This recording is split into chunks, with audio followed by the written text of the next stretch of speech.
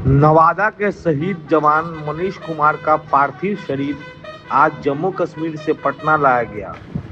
Patna airport पर बिहार सरकार के कई मंत्रियों के साथ साथ उप मुख्यमंत्री सम्राट चौधरी, राजद सांसद मीसा भारती ने शहीद जवान को श्रद्धांजलि दी।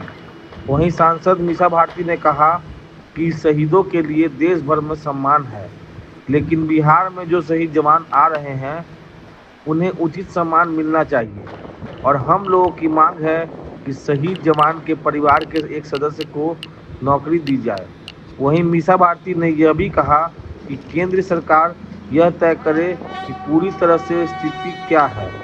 सभी राज्यों में शहीद जवानों के शव भेजे जा रहे हैं। वहीं मीडिया के द्वारा कवरेज बैन करने पर मीसा भारती ने कहा कि मीडिया कवरेज को बैन नहीं करना चाहिए। मीडिया शहीद जवान के श्रद्धांजलि को दिखा सकती है और अच्छी तरीके से लोगों तक पहुंचा सकती है।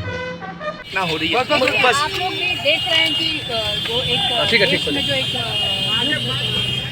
की तरह अभी सिचुएशन अभी भी हम लोग को कोई देश की जनता को जानकारी नहीं है। खास तौर पर बिहार के जो वीर सपूतों का जो शरीर पार्थिव शरीर जो बिहार आ रहा है, तो उनके प्रति बहुत दुख हो रहा है। खासतौर पर उनके परिवार के साथ अपनी संवेदना व्यक्त करती हूँ। इस दुख की घड़ी में भगवान उनको साहस दे सहने का। और मुझे लगता है कि देखिए, सेना से थे तो सेना अपना उनको जो पुरस्कार देना होगा, जो उनको अपनी चीज़ें हैं वो तो देंगी ही देंगी। मेरी बिहार सरकार से मांग है कि उनके एक परिवार के सदस्य को योग्यता के आधार पर एक सरकारी नौकरी ज़रूर मिलना चाहिए। वो हमारी बिहार सरकार से मांग है। आप देखिए कि 8वीं या 9वीं हमारे वीर जवान का पार्थिव शरीर बिहार राज्य आया है, तो सिचुएशन के बारे में देश की जनता को कुछ भी अभी पता नहीं चल रहा है। तो हर एक राज्य में वीर सपूतों के पार्थिव शरीर भेजे जा रहे हैं। और आप देखिए कि जो सरकार है, खासतौर पर प्रधानमंत्री जी, जिस तरह से उन्होंने युद्ध से पहले उन्होंने सर्वदलीय बैठक की, सभी दल के नेताओं को कॉन्फिडेंस में लिया। उसी तरह से आप देखिए सीज फायर पे कितना बवाल हुआ, बहुत सारे न्यूज़ चैनल ने तरह तरह के न्यूज़ किए थे। एक देश में एक विचित्र स्थिति बनी हुई है और देश के लोगों को कुछ भी नहीं पता चल रहा है कि आखिर हमारे बॉर्डर पे हो क्या रहा है।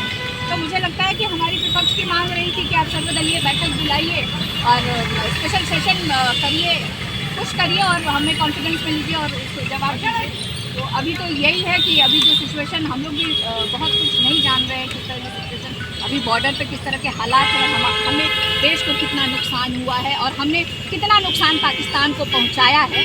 देखिए, आतंकवाद को तो कोई भी बर्दाश्त नहीं करेगा और हमारी सेना सक्षम है, तीनों टुकड़ियाँ सक्षम है आतंकवाद को जड़ से ख़त्म करने के लिए, उनको मुंहतोड़ जवाब देने के लिए। तो हम लोग सेना के साथ हैं। उनका हौसला हम लोग को एकजुट होकर के, भारत के सभी लोगों को एकजुट होकर के सेना का हौसला बुलंद करना चाहिए। और ये देखिए, अपनी परिवार का परवाह किए हुए हमारी सुरक्षा के लिए अपना जान गंवा रहे हैं।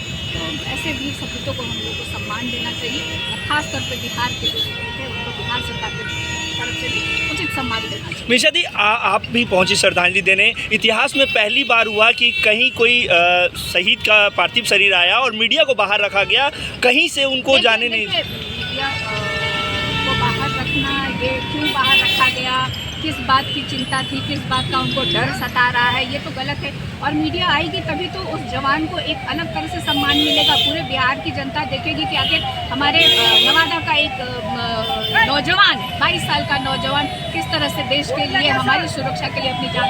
तो ये उचित नहीं था, कहीं ना कहीं से सरकार को ऐसा नहीं करना चाहिए था, मीडिया को परमिशन मिलना चाहिए।